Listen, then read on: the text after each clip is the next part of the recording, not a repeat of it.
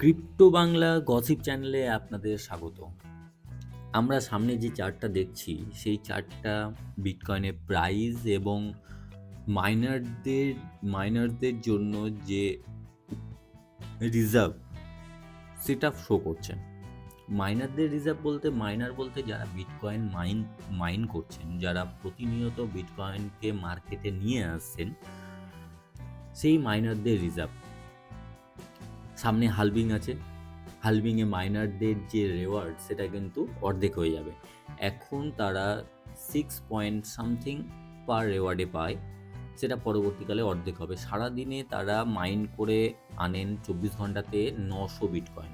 সেটা এই এপ্রিল মাসের পর, যেটা আমাদের হালভিং মাত্র 27 থেকে 28 দিন আছে, তারপরে কিন্তু তাদের যে রেওয়ার্ড সারাদিনে 450 বিটকয়েন কিন্তু হয়ে আসবে। তো তাদের যে রিজার্ভ, সেটা আমাদের ফলো করাটা খুব ভীষণভাবে দরকার। কারণ তারা প্রথমত বিটকয়েন হোল্ড করে না, তারা মার্কেটে কিন্তু বিটকয়েন সেল করতে বাধ্য হয়। তার কারণ তাদের যে মান্থলি মেনটেনেন্স বা মান্থলি যে খরচা, সেইটা বার করতে গেলে তাদেরকে বিটকয়েন মানে বিক্রি করেই তাদেরকে করতে হবে। বা ইলেকট্রিসিটি যে খরচা, এগুলোকে বেয়ার করতে গেলে তাদেরকে বিটকয়েন মার্কেটে আনতেই হবে, সেল করতেই হবে। কিন্তু তারপরেও তারা কিন্তু হোল্ড করতে পারেন না।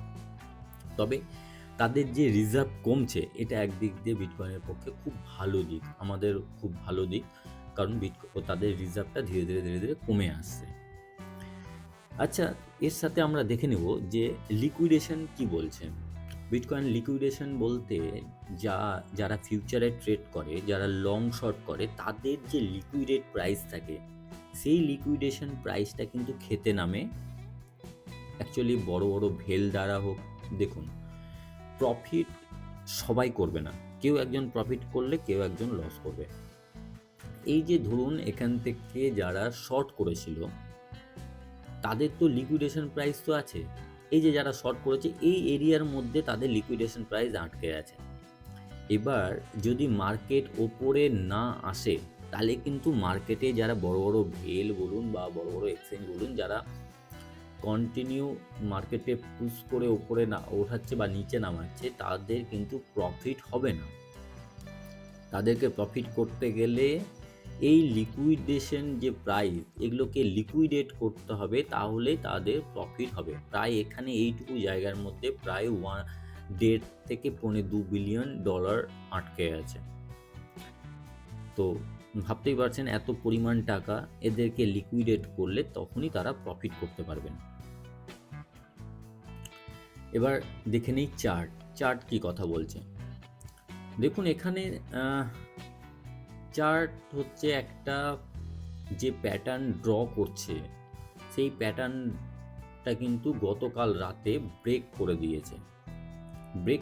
বলতে, আমরা যে এই প্যাটার্নটা ফলো আপ করছিলাম, এই প্যাটার্নটা কিন্তু ব্রেক করেছে। কালকে এফওএমসি মিটিংয়ের যে রেট হাইকটার যে নিউজ আসলো, যে প্রিভিয়াস মান্থের 5.5টাই যে থেকে গেল, ওই জন্য মার্কেটে কিন্তু বুলিশ নিউজ একটা তৈরি হলো, এবং এর ফলে প্রায় $6,000 মতন মার্কেটে পাম্প আসলো। তো সেই $6,000 যে পাম্প আসলো, সেই পাম্পটার থেকে কিন্তু আপনার এই যে চ্যানেলটা 12ই মার্চ থেকে তৈরি হয়ে আসলো, সেই চ্যানেলটা কিন্তু ব্রেক করে ওপরে গেল, মানে ব্রেক করে দিল। এবার ব্রেক করাতে একটা দিক ঠিক হলো, যে চ্যানেলটাতে বারবার আমরা লোয়ার লো দেখে যাচ্ছিলাম, মানে মার্কেট যে বারবার নিচের দিকে নেমে যাচ্ছিল, সেটা সম্ভাবনাটা কিছুটা হলেও কমে আসলো। এবার আমাদের শুধু দরকার এই যে ট্রেন্ড লাইনটাকে এখানে সাপোর্ট নিচ্ছে কিনা। এখানে সাপোর্ট নিয়ে উপরে ওঠার চান্স আছে প্রায় 70 থেকে 71 আরামসে যাওয়ার সম্ভাবনা আছে। তো এবার মার্কেটে আমাদের ফলো আপ করতে হবে যে কি হতে চলেছে। মার্কেটে এত প্রায় 12-13 তারিখ থেকে যে ডাউনফলটা দেখালো, মার্কেটটা এবার এখানেই দেখতে হবে যে মার্কেটটা এখানে স্টেবল হচ্ছে না মার্কেটে আবার একটু পাম্প নিয়ে এগিয়ে চলছে। তবে যেভাবে ইটিএফ এর বাইং ধীরে ধীরে কমে আসছে, আমার মনে হয় এখানে মার্কেট একটু স্টেবল হলেও হতে পারে। তবে এখানে যদি মার্কেট স্টেবল হয় বন্ধুরা, তাহলে কিন্তু অল্ট কয়েনে দারুণভাবে পাম্প আসবে। আর আপনাদের জন্য পরবর্তীকালে অল্ট কয়েনের ভিডিও আসবে। যারা নতুন দেখছেন তারা কিন্তু লাইক করতে ভুলবেন না, আর সাবস্ক্রাইব করতেও ভুলবেন না। আমাকে মোটিভেট করুন আগামী দিনে যাতে আরও বেশি ভালো ভালো গুরুত্বপূর্ণ কিছু ভিডিও আপনাদের সামনে তুলে ধরতে পারি, কিছু ইনফরমেশন যাতে দিতে পারি, সেই ইনফরমেশন নিয়ে আপনারা যাতে ট্রেডিং করতে পারেন এবং প্রফিট করতে পারেন।